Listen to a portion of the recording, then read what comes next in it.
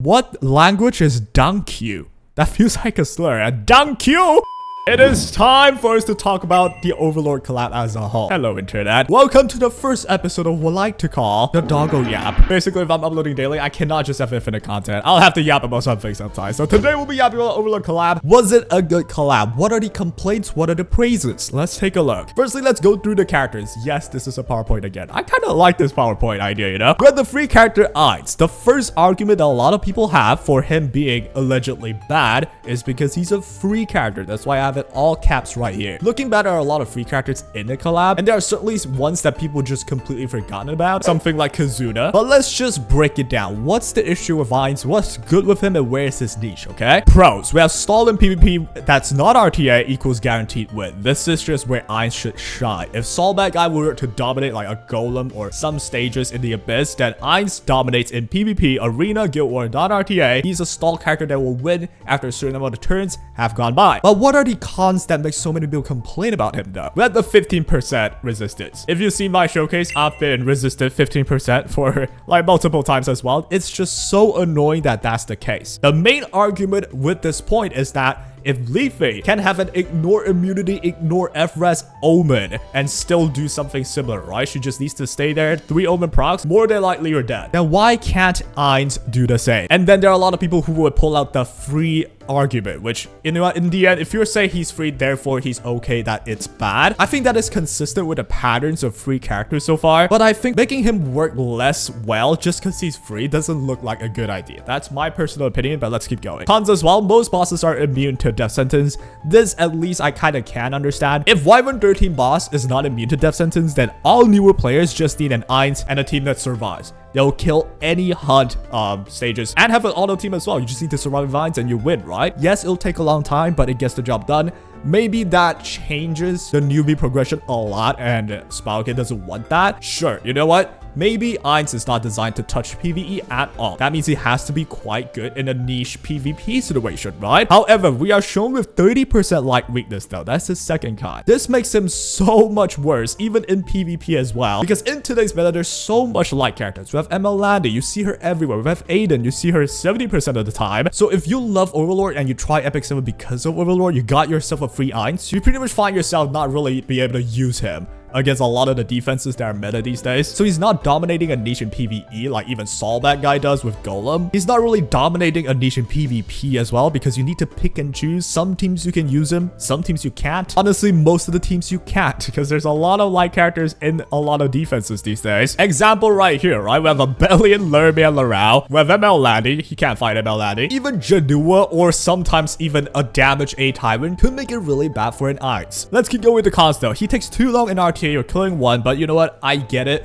If he's supposed to just dominate Guild War Arena, sure, then there's no point in making him that good in RTA. But yeah, in RTA though, the issues that you will see with him is he'll kill one max. By the time you kill the second, it's like Frenzy 5, you're already dead, or people will be dying like flies. With all that said, I think the final cons here with Ainz is the overly high expectations. This is an IP that's been sought after for Epic 7 players for a long time, and we have been in a content drought for a very long time until now. We finally have a collab. People are stoked, people are hyped to see Ainz, an overpowered character, be a niche character that sometimes you can use, sometimes you can't, makes the review of him terrible. But perhaps it's that the people haven't found a way to use him. So let's take a look at the potential that I think could be possible that nobody's really using right now. The anti-cleave build with 40k health. The barrier he gets is based on his HP. So if the enemy goes at you with a run, AoEs you down, you proc your barrier, you proc your counter, have your whole team be having a thick barrier out of nowhere. He has a counter buff, you counter and stun the cleave team. You know what? That's gonna work, right? We haven't tried that yet. I might try it. In my mind, it should work beautifully if you pick Ainz plus albedo or something. Both of them 40k health. You just want the anti-cleave. It should,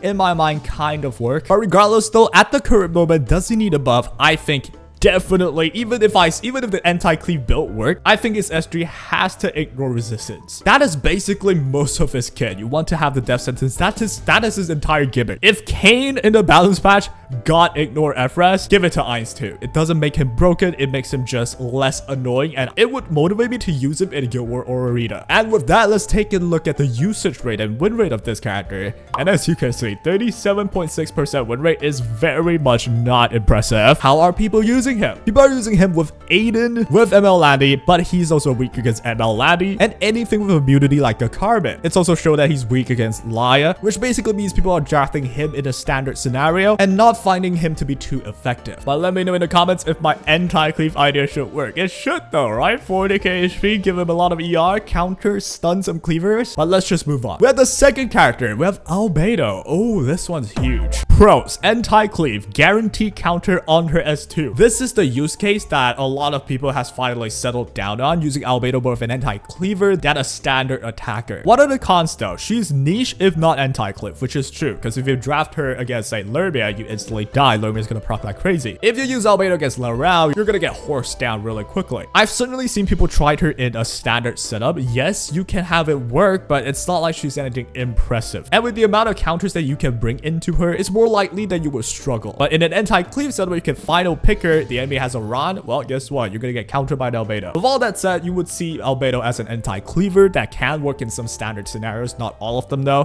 which is why people think she's like mid. With the final cons here being overly high expectations again. Albedo, the wife of Overlord. 70% of newer players that came into Epic Zone is just trying to get Albedo because she's hot. If they like a collab, they want that collab to have good characters. That's just the nature of collabs. But either way, let's keep going. In terms of buff, I will actually say it's questionable because she is one buff away of just being downright broken as well, especially for the anti-cleave use case. Imagine if they gave them, oh, S2 lands a stun. Oh shit, now cleave is dead. She guarantees counter on S2 and then strips and then stun. That is just not okay either. If you want to buff her damage, but it doesn't really make her anything too different. If anything, she's still gonna be used as an anti-cleaver that does more damage now, which is actually good. But I'll show you why it's questionable to buff Albedo with the win rate right here. As you can see, it's 52.23% win rate. It's not low at all, right? With the heroes matchup here being weird as heck. It says that she's weak against Zio, Rod, and Janua. These three characters are only used in a cleave draft, so as an anti-cleaver, she still dies to cleave. That's the meta right now. But when she wins though, she has good synergy with Laya, Karina, and Janua. Karina and Janua, I would still say they are anti-cleaving, and Laya is just a strong first pick, right? So if you buff Albedo, would she then become just the strongest anti-cleaver of all time? Perhaps she might. So it's really questionable of what buff to give her. You can give her more damage on the S2, which is what a lot of people are suggesting. However, I don't think it changes too much. She'll still be used the same way as an anti-cleaver. Guaranteed counter, more damage as well. That's actually going to make her so much better than now. So I'm not going to say if she deserves a buff or not. Most people says yes though. But remember, you give her the wrong buff, the meta changes completely. Let's just move on. We have shalltear as the third character. This is a character that a lot of people on paper thought should be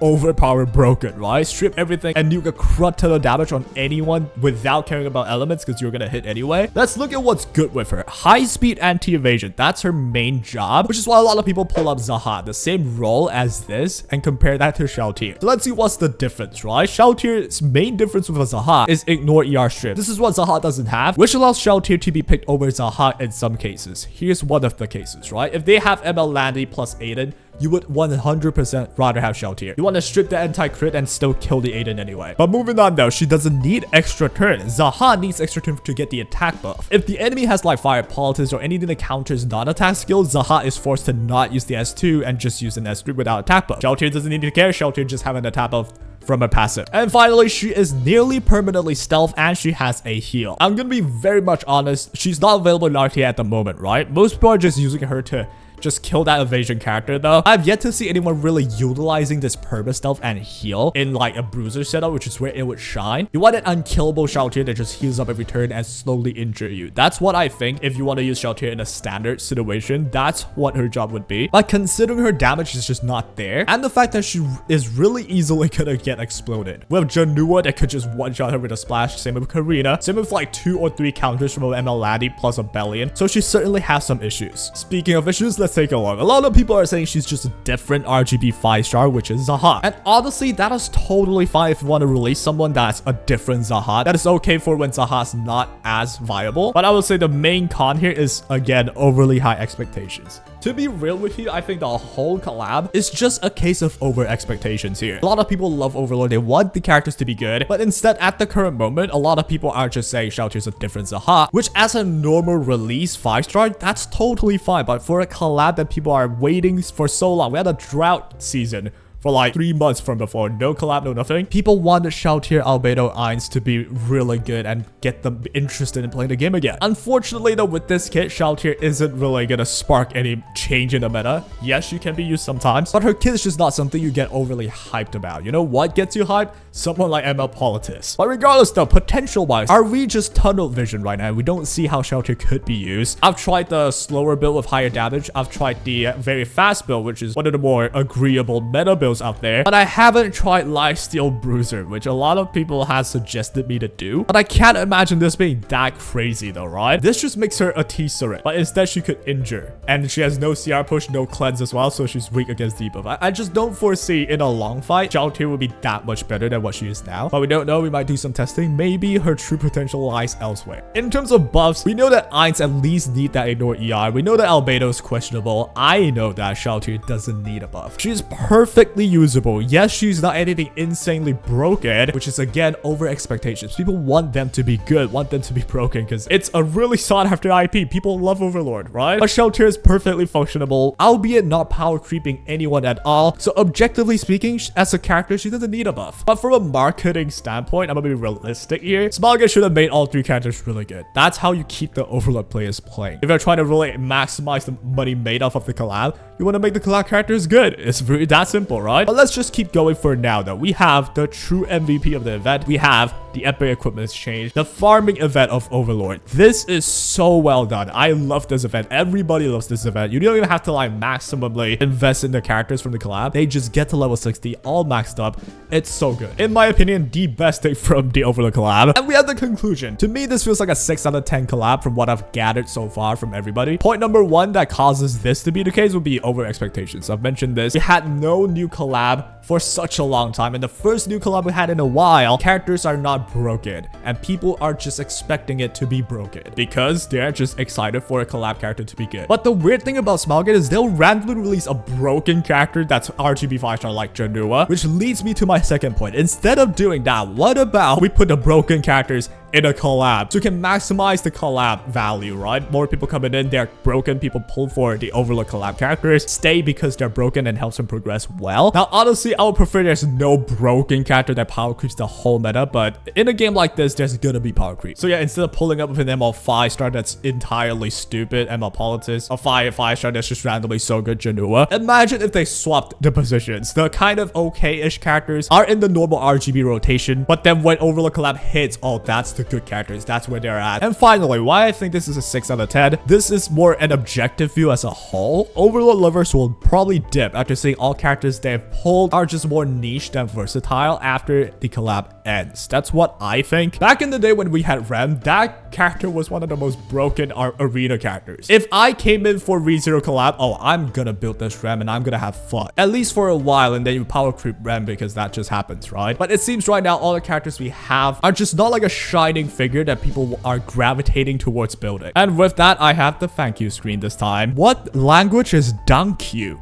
That feels like a slur. A dunk you! But yeah, these are my thoughts and my summary of the whole event, the characters and all of that. I think there are certainly people who's blowing things out the water, but they are not totally wrong. There are people who says albedo is unusable, but that's not the case. If you look at the data that I showed earlier, people are using her and succeeding somewhat. So yes, she can be used. Same with shalltear. She's a different Zaha where sometimes you would prefer shalltear. Very niche situations you would. Does that make her a bad character? No, it's just a different character. Nothing broken as well. Ainz still, I would say, for a free character, I cannot argue against that. Free characters are supposed to not be that great, but for an OP character like ainz to be not that great because he's free, I can see why it just doesn't feel right. And then people are complaining about that, yeah? Ultimately, it's still worth over expectations. We are too hyped for this collab because it's such a good IP that people love, and we're greeted with an overall lukewarm character roster. So yeah, I think this could have been done better, but you know what? It's not the end of the world in my opinion. Let me know what you think in the comments down below.